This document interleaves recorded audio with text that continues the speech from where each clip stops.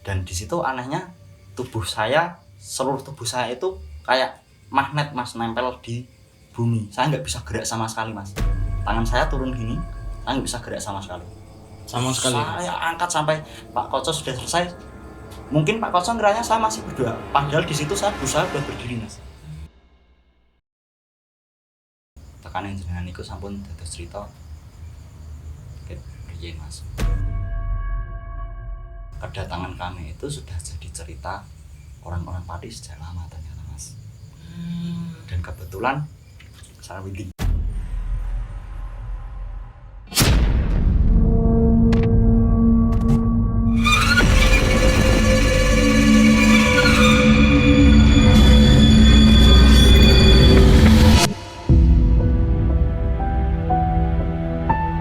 Kita lanjut buat mencari makam seseorang yang maaf saya tidak bisa sebutkan namanya. Iya mas. Itu beliau punya ilmu rawa rontek.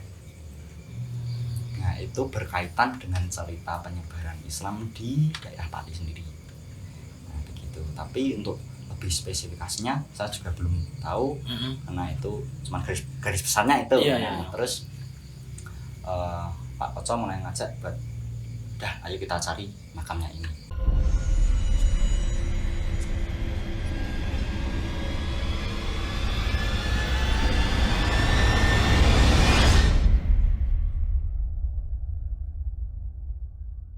Nah setelah itu kami tanya-tanya sama warga situ, tahu nggak makam tokoh ini.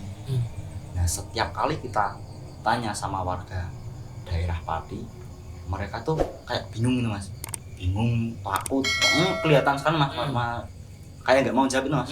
Waduh gimana ya mas, saya kurang paham nih. Sampai 5 orang lebih mas kami tanya. Kemudian ada yang mau ngasih tahu itu seorang bapak-bapak tukang becak. Itu kita istirahat di warung, kita makan, kemudian tanya, Pak, saya ngertos makam ini iya. Oh eten apa nggih Pak gitu. Nah, ada indikasi nih bahwa beliau sepertinya tahu gitu. Langsung nyekar. Oh ya udah mari saya antar. Nah ini diantar sampailah di makamnya itu. Kita ketemu sama juru kunci, tapi kita ketemu sama juru kunci lama banget mas di situ. Entah kemana juru kuncinya kita cari, pasti selalu berbelit mas yang mencarikan tuh. Kita ketemu sama seorang di situ, mau ketemu sama juru kunci. Oh ya sebentar ya mas, saya carikan. Carikan, ketemu sama orang lain lagi.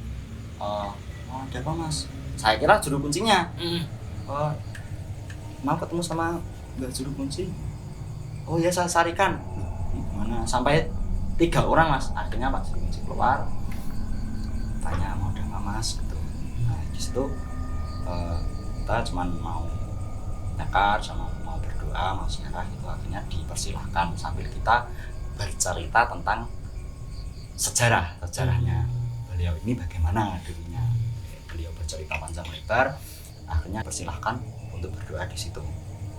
Nah di sini saya mulai merasakan kejanggalan lagi, di mana ketika saya berdoa itu Pak Juru Kunci mendekat kepada saya suruh membacakan ini, bacakan sesuatu. Beliau suka dibacakan ini mas. Oh ya Pak. Akhirnya alhamdulillah saya bisa membacakan, dan di situ anehnya seluruh tubuh saya itu kayak magnet mas, nempel di bumi. Saya nggak bisa gerak sama sekali mas. Tangan saya turun gini, saya nggak bisa gerak sama sekali. Saya angkat sampai Pak Koco sudah selesai. Mungkin Pak Koco ngiranya saya masih berdoa, padahal di situ saya berusaha buat berdiri mas. Di situ ada 2 makam, dan rawa rontek sendiri menurut kepercayaan orang-orang kan sebuah ilmu yang matinya sangat sulit mas. Bahkan dipisah pun harus ada jarak terpisah antara sungai. Tapi di situ ada 2 makam, dan yang kata Pak Juru Kuncinya, yang satu itu Nun Sewu tubuh bagian bawahnya, yang satu makam ilmunya. Nah yang bikin saya heran itu, oh ilmunya ada makamnya sendiri. Saya bertanya dalam hati saya mas, ilmunya dimakamkan sendiri ya saya gitu. Tapi ternyata Pak Koco juga mempunyai batin seperti itu, pikiran seperti itu. Nah setelah Itu sampai saya nggak bisa gerak itu, akhirnya lama kelamaan ada sesuatu yang menjalar di tubuh saya mas, tapi saya nggak tahu itu apa. Mulai merasakan ada sesuatu yang menjalar di tubuh saya, mulai ringan, akhirnya saya bisa berdiri. Nah setelah itu karena kita sudah mempunyai bekal tahu bahwa yang namanya ilmu rawa rontek itu pasti jasadnya pemakamannya dipisah. Nah kita tanya lagi sama Pak Juru Kunci, nah Pak ini yang tubuh sebenarnya di mana ya Pak? Kata Pak Juru Kunci, ya ini mas di sampingnya ini.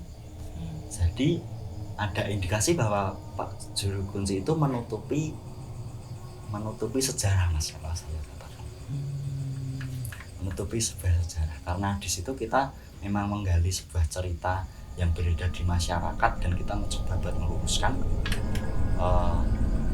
bahkan itu juga sebuah budaya, cerita budaya, dan kita mencoba untuk tahu apa sih sebenarnya. Sampai akhirnya kembali lagi mas, kita ketemu sama bapak-bapak sopir becak yang tadi mengantar tadi bukan mas? Apa beda lagi? Beda orang lagi mas? Beda orang. Akhirnya kita karena sudah merasa Bapak Juru Kunci yang di makam pertama sudah tidak mau memberikan yang sebenarnya, akhirnya kita tanya sama orang lain. Ketemulah sama tukang becak lagi, kita tanya Pak tahu makamnya ini yang punya rontek? Oh ya mas, saya tahu. Langsung mas, gue lo terke mas, langsung diantar sama beliau. Oke kita naik becaknya bapak itu sekitar kita jalan 15 menit pakai becak mas. Itu nyabrang sungai ya mas ya. Terus makamnya itu bertempat di seperti komplek mas. Jadi jalan seberang jalan sini rumah warga, seberang jalan sini komplek makam. Nah setelah sampai bapaknya becak itu bilang, udah mas ini sebelah kiri ini sudah komplek makamnya beliau yang punya ilmu rawa rontek. Setelah sampai kita istirahat di warung depan pintu masuk. Nah di situ sambil kita istirahat, kita minum, kita tanya sama pemilik warungnya, Mbak ini Pak Juru Kuncinya ada? Kembali lagi mas sama seperti kasus yang di makam pertama. Susah mas buat ketemu sama Juru Kuncinya. Jadi ketika kita tanya sama satu orang ini harus tanya pada orang lain, gitu. Oh ya mas saya tanyakan ke bapak dulu, ke belakang tanya sama bapaknya keluar, kita tanya lagi sama bapaknya, oh tadi panggil Mbak Juru Kunci. Oh ya mas saya tanyakan ke tangga saya dulu. Itu sampai akhirnya ada sekitar 5 kali lah mas, dan ternyata Bapak Juru Kunci itu kan saya di kursi ini ya mas, Bapak Juru Kunci itu cuma duduk di pojokan mas. Itu bulan itu Pak Juru Kunci yang tangganya yang Pak Jurunya cuma diam, enten apa mas, ada apa? Mau ziarah Pak. Dan jenengan saking pundi mas? Nah yang jawab itu Pak Koco. Kula saking Mataram. Nah dari kata itu Pak Juru Kunci mulai diam mas, dan di situ tetangga mulai pada keluar. Anehnya ketika kami sudah bisa ketemu sama Pak Juru Kunci, orang-orang di sekitar itu pada keluar semua mas, jadi ramai mas. Nah kemudian kita diajak buat masuk ke komplek makam. Udah mas, mending kita masuk ke komplek makam aja. Oke, setelah kita bersih-bersih, kita masuk ke komplek makam. Kemudian Pak Juru Kunci bilang gini, tekan yang jenengan itu sampun terus cerita. Oke, mas. Jadi kedatangan kami itu sudah jadi cerita orang-orang Pati sejak lama ternyata mas. Dan kebetulan saya bisa ikut menjadi saksi, bahkan berada di dalam cerita itu. Nah ternyata dulu katanya makam si yang punya ilmu rawa rontek ini cuma bakal didatangin orang dari Mataram, dan itu ternyata Pak Koco itu orangnya. Nah maka dari itu kan ramai ya mas, mungkin di situ sudah menjamur sekali mas cerita itu dari dulu sampai kan komplek ya mas ini, sampai orang-orang itu pada benar-benar manjat lihat gitu, ramai banget mas. Saya heran kok sampai sarapan ini. Nah Pak Juru Kunci sendiri bilang ya memang mas ini emang ceritanya sudah lama mas, dan sudah turun menurun ceritanya. bahwa makam ini cuma bakal didatangi sama orang Mataram. Makanya tadi Joko Kunci agak terdiam tadi, Mas. Iya, itu saya bener-bener wah udah nggak bisa berkata-kata Mas, bener-bener heran bisa. Ini akhirnya kita mencari makamnya beliau, ketemulah makamnya itu di pojok sendiri, dan amit jauh makamnya itu kurang terawat Mas, karena warga sana sudah didoktrin dengan cerita-cerita seram. Nah ini satu pesan yang saya tangkap Mas, bahwa sejarah-sejarah seperti itu tidak selamanya menganut sesuatu yang seram Mas, tidak menganut sesuatu yang mistis, yang menakutkan. Itu tidak, karena sepengetahuan saya sejarah itu memang ada seperti itu, tapi tidak yang ekstrim, yang menyeramkan itu tidak, karena memang orang-orang zaman dulu penuh dengan tirakat, prihatin yang sangat hebat, berbeda dengan zaman sekarang. Makanya zaman dulu orang-orang sakti mungkin sudah biasa ya Mas, tapi karena sudah tercampur oleh zaman dan cerita-cerita yang timbul di masyarakat bahwa wah kuburan sana itu angker ini. Tapi saya rasa enggak, ini cuma cerita aja. Nah setelah itu ketemu makam itu di pojok, kita bersihkan karena kurang terawat, karena sudah ada doktrin dari masyarakat itu. Kita mau tanya lagi sama Bapak Juru Kunci, Pak ini makamnya nggak pernah dirawat toh Pak? Saya nengok belakang udah nggak ada Mas Pak Juru Kunci. Senter itu cuma ditaruh di pohon. Entah apa maksudnya Pak Juru Kunci tiba-tiba hilang pergi itu. Saya nggak tahu juga Mas. Itu senter berada di pohon, padahal yang ngantar yang nunjukin jalan itu Pak Juru Kunci. Dan kita ada ketemu, oke bersih-bersih, Pak Juru Kunci nunggu di belakang sambil pegang senter gini. Saya mau tanya itu udah nggak ada Mas. Senter berada di pohon, Juru Kuncinya nggak ada ternyata. Nah itu kita bersih-bersih, kita berdoa di situ. Nah ini anehnya lagi, ketika saya berdoa di situ kan makamnya tepat di bawah pohon bambu Mas, yang sudah lama banget, itu udah banyak tertutup daun-daun bambu banyak banget. Setelah bersihin saya berdoa, nah di situ saya kaget sekali ketika mendengar auman harimau Mas, tepat di depan saya, besar sekali suara. Mulai di situ saya nggak bisa gerak lagi Mas. Saya cuman ya Allah, ini mau ada apa ini? Tapi entah Pak Koco itu beliau tahu dengar atau tidak, karena dia mungkin sudah khusyuk berdoa, saya juga berdoa. Tiba-tiba saya dengar itu Mas, auman itu, saya nggak bisa gerak. Cuman pasrah Mas, yang bisa berdoa, khusyuk mendoakan beliau di sini. Akhirnya saya mulai bisa biasa lagi dan suara itu juga sudah hilang. Kita kembali lagi ke warung itu karena sudah selesai ya Mas, kita sudah keluar.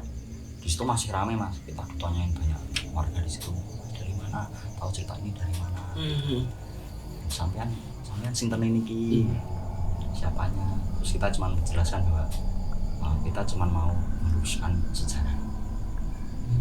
Karena itu tadi Mas, kebanyakan nuwun sewu ya, orang-orang sekarang itu terlalu mencampur barukan sejarah dengan hal-hal mistis yang terlalu ekstrim. Iya, jadi kita mencoba buat mengupas itu supaya orang yang mau belajar sejarah tidak diteror duluan dengan hal-hal seperti itu Mas. Benar Mas. Itu jadi di situ kita sudah mulai bisa memberikan penjelasan kepada warga bahwa ini itu tidak makam yang mengerikan. Kemudian Pak Koco sendiri bilang bahwa ini satu garis turunan sama saya. Di situ saya kaget lagi, ternyata Pak Koco itu mencari garis turunannya. Dan mungkin di benak Pak Koco ada perasaan yang tidak enak, perasaan yang mengganjal karena cerita-cerita yang menutupi sejarah itu tadi, cerita mistis ekstrim yang menutupi sejarah, sehingga beliau mau mengupas cerita itu dan diluruskan. Nah, akhirnya orang-orang sana mulai paham, dan beliau Bapak Juru Kunci itu yang sudah ada di luar tadi mulai menceritakan bahwa memang benar Mas, di sini itu makamnya terkenal angker. Jadi Jadi siapapun yang mencoba buat menginjak komplek makam beliau, itu pasti ada aja sesuatu. Nah, dan saya sama Pak Koco sepakat bahwa adanya sesuatu, karena entah itu menginjak sesuatu atau apa, itu tergantung keyakinan kita ya Mas ya. Ya nuwun sewu, bismillah lah, amin sewu, mau liwat gitu kan mesti ya Allah Ta'ala mesti menolong lah Mas, melindungi kita. Tapi mungkin masyarakat sudah didoktrin seperti itu, hingga akhirnya wah makamnya sudah terbengkalai, nggak dirawat. Tapi setelah itu alhamdulillah masyarakat sana mulai ini ya tahu ya Mas, bahwa oh ini cerita sudah diluruskan, dan Pak Koco sudah menjelaskan silsilahnya bagaimana, dan Pak Koco ini bagaimana, cerita aslinya bagaimana, dan media-media pun sudah terlanjur menceritakan yang seperti itu. Jadi singkat cerita Mas, sejarahnya beliau yang punya ilmu rawa lontek itu hubungannya dengan yang saya katakan tadi tentang penyebaran Islam di Pati. Itu beliau kalau zaman dulu kan mohon sewu masih banyak yang menganut animisme kepercayaan. Oh iya. Nah kemudian masuk Islam kan ada azan ya Mas, Allah Akbar, Allah Akbar. Nah beliau yang punya ilmu rawa lontek terusik Mas ceritanya. Iki ngopo lah nggri surup-surup, lopo bubar. Gitu. Nah akhirnya terjadi perseteruan Mas dengan yang mau menyebarkan agama Islam sama si yang pemilik rawa lontek. Nah, akhirnya dibunuhlah dengan cara dipisah.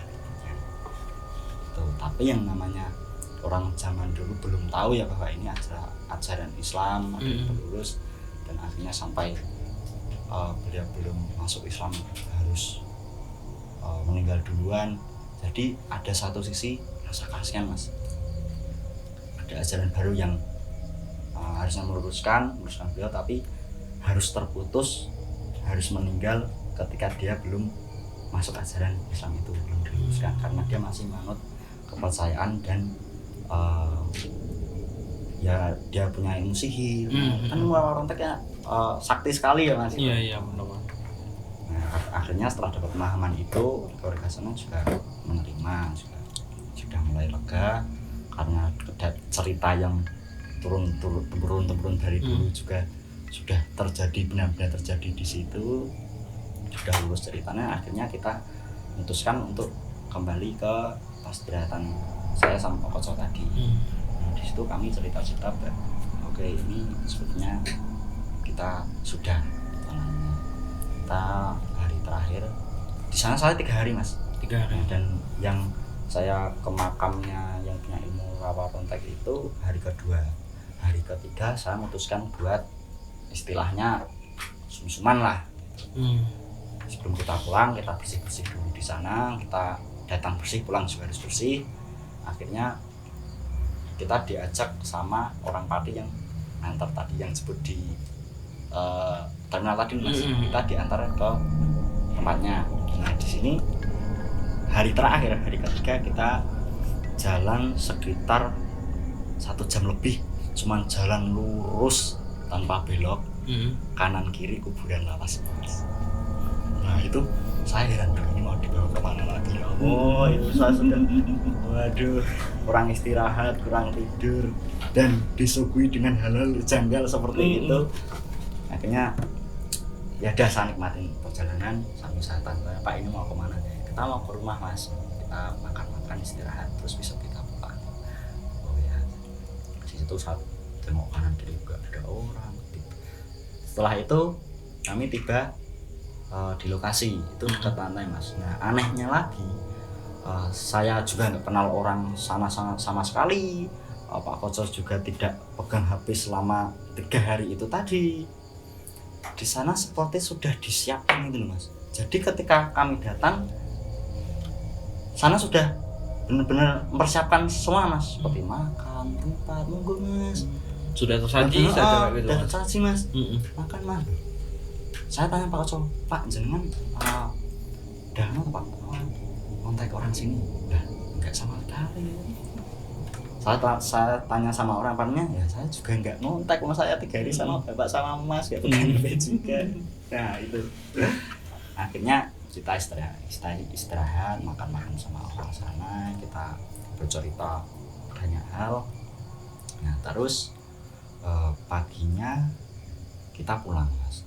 Kemudian di perjalanan saya kembali mengulas sama Pak Koco di bis, kami mengulas bercerita bahwa sejarah itu tadi yang saya lewati selama 3 hari itu gimana sih Pak sebenarnya. Saya bertanya pada beliau cuma menjawab kabeh wis sudah dihapusi, semua sudah dibohongi sama cerita-cerita yang di media yang diceritakan masyarakat. Dan mungkin Pak Koco sendiri sudah mendapatkan apa yang dia cari, bukan sesuatu yang dia dapat dari makam Syekh Jangkung itu tadi. Dan dia sudah mencari, dan yang saya tangkap bahwa dia mendapatkan satu titik terang tentang sejarah itu, hingga menyadarkan orang-orang sana supaya tidak takut lagi untuk berziarah ke makam itu. Nah setelah itu kita sampai rumah lagi, sampai Wonosari. Saya sudah di rumah. Nah ini yang saya dapatkan ketika sampai di rumah setelah tadi. Jadi ketika saya mau tidur mas, malam setelahnya ketika saya di rumah, tubuh saya kembali nggak bisa gerak mas, seperti nempel di bumi mas. Ya. Nah itu saya coba diam. Saya teringat ketika pertama kali saya disuruh mendoakan yang punya Emerald Lontek di makam pertama di Serva seperti itu. Saya nggak bisa gerak sama sekali. Dan di situ orang tua saya nggak tahu bahwa saya nggak bisa gerak di situ. Saya cuma diem mas. Saya mau minta tolong juga. Gimana antar perasaan orang tua? Saya cuma diem, saya cuma bisa ngomong biasa gitu. Padahal di situ saya belum nggak bisa gerak mas. Nah, akhirnya saya berdoa lagi, ya Allah, ada apa lagi? Ya semoga ini udah selesai. Nah akhirnya alhamdulillah di situ saya bisa gerak lagi. Dan di situ saya ketemu lagi sama Pak Koco. Saya main ke rumahnya, tanya kabarnya gimana. Pak Koco bercerita lagi bahwa kita di sini dapat hadiah. Alhamdulillah kita diberi satu titik terang sejarahnya. Beliau terima kasih bahwa sejarahnya sudah diluruskan. Dan di sini kita ternyata diminta lagi untuk melanjutkan mas. Jadi insya Allah sebenarnya sih tahun 2020 kemarin awal kita mau ke Blitar mas buat melanjutkan itu, tapi karena ada pandemi ini jadi kita tunda lagi sampai waktu yang tidak bisa ditentukan mas. Tapi mudah-mudahan secepatnya kita juga bisa lanjut lagi buat mengupas sebuah sejarah lagi next ke Blitar, tapi tempatnya belum bisa saya sebutkan mas. Iya mas. Tapi daerah sana tentunya, dan kita masih bersiap-siap juga, dan berdoalah semoga besok lebih lancar lah. Iya. Mungkin ini mas, tapi sebelumnya ada pesan yang mau saya sampaikan mas. Oh iya silakan mas. Teman-teman. Jadi mohon maaf teman-teman, tentang apa yang saya ceritakan ini mudah-mudahan bisa diambil intisarinya semua, bahwa sebuah sejarah itu tidak selamanya menyeramkan, tidak selamanya menakutkan, dan tidak seperti cerita-cerita yang diceritakan masyarakat. Tapi kita perlu tahu bahwa sejarah itu harus kita pahami dahulu, kita telusuri akarnya cerita bagaimana, sehingga kita mampu paham betul, oh cerita ini ternyata seperti ini. Jadi bukan hanya berdasarkan jari ini, ini, tapi kita harus tahu sebenarnya bagaimana supaya keturunan kita juga tidak terdoktrin dengan sesuatu yang menyeramkan, sesuatu yang ekstrim seperti itu. Kemudian pesan lagi saya teruskan dari bapak-bapak yang mengantar saya sampai subuh tadi. Kita melakukan sesuatu apapun, tujuan kemanapun, yang penting satu masih ikhlas. Ikhlas, sama yang penting ikhlas lahir batin lah, batinnya bersih, gak mengharap sesuatu apapun, dan tetap berdoa sama Allah Subhanahu wa Ta'ala. Itu sih mas. cukup itu mas. Itu saya. Baiklah teman-teman, itulah cerita dari Mas Amil. Buat Mas Amil, terima kasih banyak Mas telah Sama-sama, meluangkan Mas. waktu sempat untuk membagi cerita pengalaman ke teman-teman kacamata batin. Sebelum mengakhiri cerita nih Mas, saya ada satu pertanyaan. Iya monggo. Itu kenapa sih Mas pas ke makam yang mempunyai ajian kabar kontek, kenapa selalu sulit ketemu orang banyak? Itu kenapa sih Mas?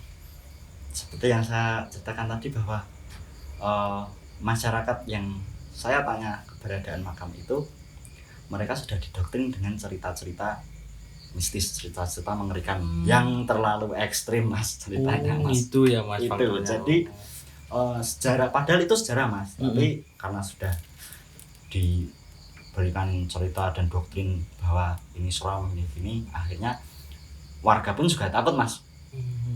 Takutnya kalau diberitahu mungkin ada sesuatu yang terjadi di desa itu atau iya, apa iya, seperti iya, itu. Tapi alhamdulillah tidak ada apa-apa mas. Setelah saya telusuri.